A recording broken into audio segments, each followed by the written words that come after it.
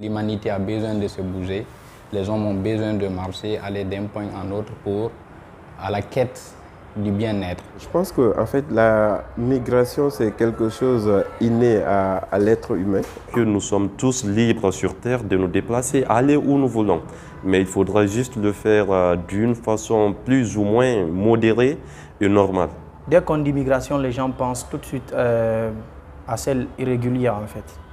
Mais ça englobe beaucoup plus que celle irrégulière parce que quitter dans son pays, aller ailleurs étudier ou aller ailleurs chercher de l'argent ou faire, que ce soit avec la voie régulière ou irrégulière, tout ça on peut appeler ça migration. Si là où nous sommes, nous ne parvenons pas à trouver ce que nous voulons, nous sommes dans l'obligation, puisque la planète elle est unique et universelle, nous sommes dans l'obligation de se déplacer, aller chercher ce bonheur, aller tirer son épingle du jeu.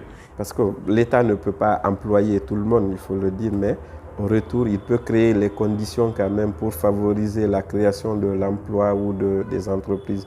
Je pense que d'ailleurs, on est à une bonne voie aussi sur cette question avec la GIP qui facilite aujourd'hui la création d'entreprises. Mais malheureusement, une grande majorité aussi pense que c'est avec beaucoup de milliards qu'il faut créer une entreprise. Mais ceux qui ont des milliards n'ont pas besoin de créer d'entreprise. Pour moi, l'État devrait donner du boulot, surtout aux jeunes. Les jeunes se sentent opprimés, ils ne se chantent pas ses yeux. Parce que quand quelqu'un se sent sur soi, pourquoi aller sur une autre personne? Ils croient que déjà l'Europe c'est le paradis, mais au-delà, ce n'est pas le paradis. C'est la même chose qu'ici, il faut juste trouver au fait l'espoir. Il faut que l'État donne l'espoir aux jeunes de trouver du travail, de trouver au fait leur Eldorado en Guinée au lieu d'aller les chercher autre part. C'est parce qu'il n'y a pas d'emploi. Il y a des jeunes qui finissent les études, ils ne gagnent pas du boulot, ils traînent dans les quartiers et tout. Donc, ne pouvant pas supporter tout cela, ils décident alors de partir à l'Occident, croyant que le bonheur se trouve là-bas. Là-bas, ils vont gagner leur vie, ils vont avoir de l'argent pour nourrir leur famille et tout. Ok, les institutions internationales font beaucoup de choses pour les migrants et d'ailleurs pour tout le monde. Parce que quand nous prenons le système des Nations Unies, nous voyons qu'ils font beaucoup de choses, ils exécutent beaucoup de projets. Je pense qu'ils doivent aussi aller dans ce sens, continuer à exécuter des projets et continuer à accompagner les communautés. Bon, c'est s'impliquer davantage aussi. Il y a pas mal d'institutions qui sont en Guinée, qui travaillent dans le cadre de la migration. On a OIM, Enabel, ainsi de suite, que je connais. Il y a Caritas. Mais je voudrais qu'ils s'impliquent davantage. Ils se sont beaucoup impliqués ces dernières années. Il y a eu vraiment un net changement. Le taux a baissé. Comparativement en 2018, le nombre de Guinéens que je connais qui essaient de traverser la Méditerranée pour aller en Espagne à travers le Maroc a vraiment chuté. Okay? Mais on peut faire plus que ça. Et donc ces institutions, ils doivent franchement collaborer avec les jeunes pour comprendre plus mieux et ce qu'il faut pour mieux migrer légalement. Ils doivent les soutenir, les venir en aide. Aux institutions internationales en place, je leur dirais de redoubler d'efforts. Voilà, de redoubler d'efforts afin d'empêcher tous ces jeunes de prendre la mer, de redoubler vraiment d'efforts, de mettre tous les moyens qui sont disponibles pour empêcher les jeunes de partir. Franchement, ça me désole de les voir comme ça, désespérés, à un tel point d'aller dans l'océan pour pouvoir atteindre un endroit où aussi ils n'auront pas du tout du bien-être, pas du tout. Notre gouvernement, doit réagir parce que si ces gens sont là-bas, imaginez, et ils sont là, ils sont bien traités. Donc, si nos frères, peut-être ceux qui sont partis, doivent être bien traités aussi, les conditions de vie doivent réellement les améliorer. Le gouvernement doit savoir que s'ils sont là-bas, c'est pour se préparer et préparer réellement la relève. Ils doivent venir ici, construire le pays. Entre État et État, c'est beaucoup plus d'intérêts politiques, économiques et ainsi de suite. Mais une autre chose, c'est clair, c'est que l'État, à travers ses moyens et tout ça, ils peuvent mettre un peu de pression pour un peu assurer à travers ses représentants diplomatiques, les ambassades et tout ça, pour s'assurer que les citoyens qui résident dans ces pays de façon légale ou illégale ont au moins accès aux besoins les plus basiques et que leurs droits les plus fondamentaux sont respectés. Au fait, ils doivent rappeler aux autres que peu importe ta couleur de peau, tes origines, tu restes un humain et sur Terre, ça t'appartient. Ce qu'ils peuvent faire, par exemple, c'est de lancer un cri d'alarme à ces pays, comme quoi les Guinéens, s'ils y sont, ce ne sont pas des bandits, ce ne sont pas des malfrats. Nul, il n'y a pas une race qui est supérieure à une autre. Nous sommes tous des humains Nous n'avons qu'une seule planète en commun, la planète Terre. Quelles que soient nos différences culturelles, religieuses, raciales, nous sommes tous humains avant tout. L'État doit assurer la protection de ses citoyens. Et quel que soit l'endroit où le citoyen là se trouve, c'est à nos États de faire respecter les droits des Guinéens partout où les Guinéens se trouvent. Je pense que l'État peut faire beaucoup de choses, mais il ne peut pas tout faire. Ça, c'est la réalité aussi. Parce que l'État, c'est énorme. L'État, c'est toi, c'est moi, c'est nous tous. Donc, chacun de son côté, je pense, doit s'impliquer, pas seulement l'État, mais nous, en tant que citoyens aussi, pour non seulement informer les gens de ce qui se passe là-bas, mais surtout les personnes dont nous sommes en contact, qui sont en train de subir une certaine forme de violation de leurs droits, essayer de contacter les représentants diplomatiques ici et là-bas. Ça veut dire que nous, on peut être des garants, des messagers en quelque sorte, pour pouvoir s'assurer plus ou moins, voilà, en termes de plaidoirie, plaider pour que l'État s'implique davantage à ce que vraiment ses citoyens ou ses concitoyens puissent se mouvoir en toute liberté dans les autres pays, comme le font les étrangers qui sont ici. No, the government for try, the first way the government for try for make the relationship with the country there. The relationship with the country there make it strong. And make them try for see that see the citizens older than the country there, then try for secure the security, for guarantee the security. Because for example, so ambassadors there, they don't care about the citizens there. So we only care for government affairs. But the citizens older than the country, they don't care about them. And then for any ambassador who no value in citizens there, that country they back now so they molest there because you first no value your person. What I will tell the people who know the country they will know respect these foreigners, they make them know say no land no in the world who want someone to live, who other foreigner know they live there. For any country where you person know the other person know they live, who a stranger, meaning that country not to better country, not to good country. But for the mere fact for anybody who can your country, because you good but your country, make it the candy. So we got for respect the people who they migrate from one place to another, because the stranger are people who for respect.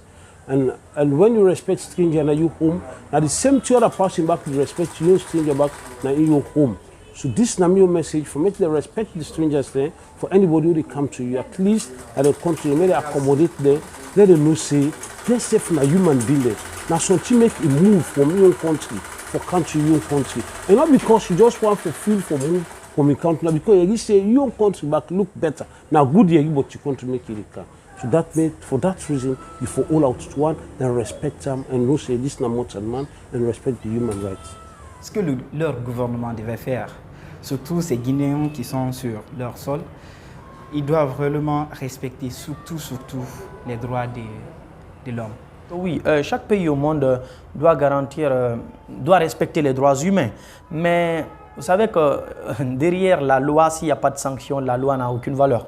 Et après, si on trouve que si on maltraite un Guinéen, rien ne se passe après, bon, les gens peuvent trouver un malin plaisir à le faire. Mais si on trouve que lorsqu'on touche à un Guinéen, ça devient un problème, tout à fait un problème entre pays, personne ne va le faire.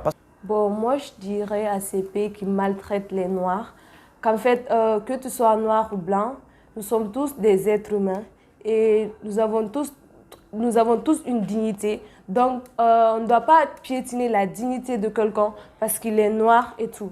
Partout l'être humain se trouve sur Terre a besoin d'être protégé.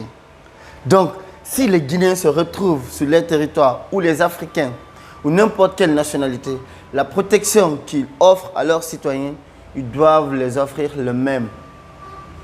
Aux ambassades, de faciliter l'obtention des visas parce qu'il y a aussi des personnes qui veulent se déplacer d'un pays à un autre par la façon la plus régulière que possible.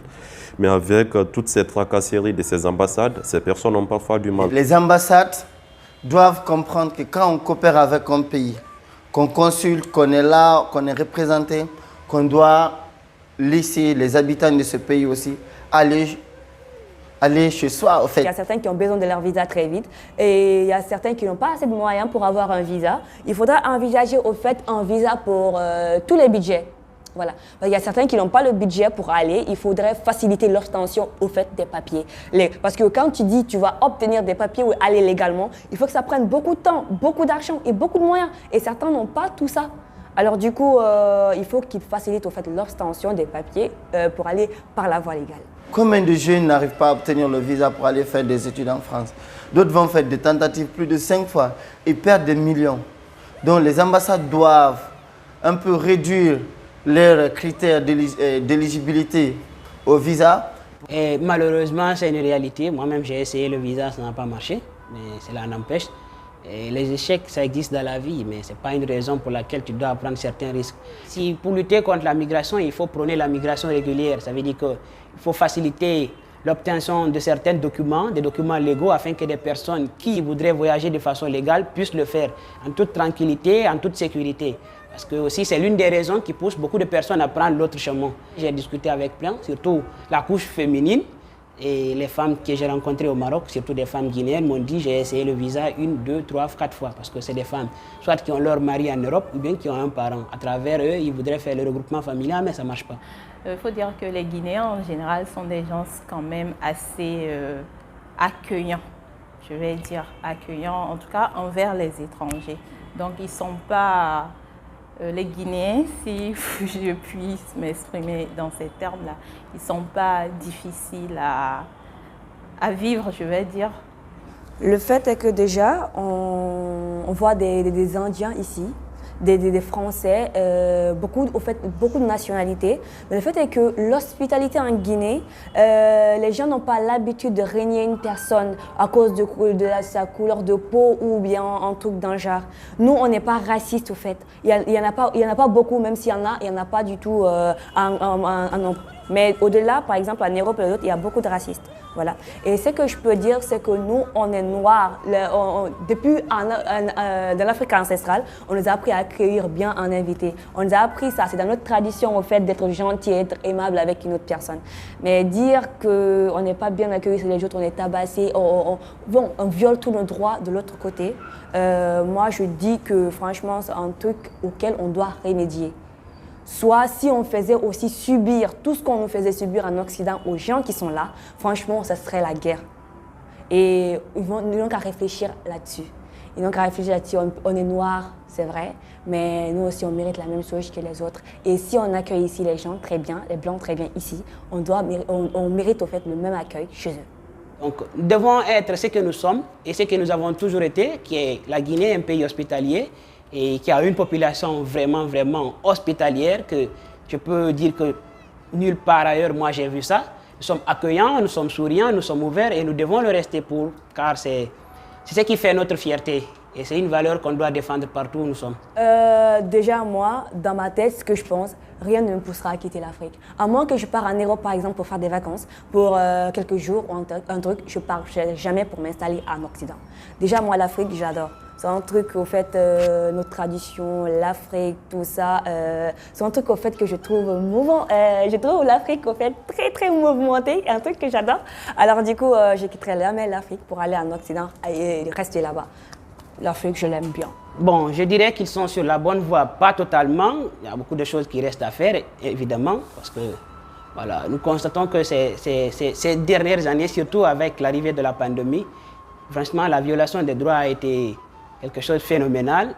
L'avancée majeure qu'on avait eue, nous l'avons perdue en une année. Beaucoup de pays ont commencé à remettre déjà à leurs frontières. Il y avait des interdictions de voyage par-ci, par-là, donc nous avons rechuté. J'espère que l'après-Covid, les choses vont revenir plus ou moins normales, mais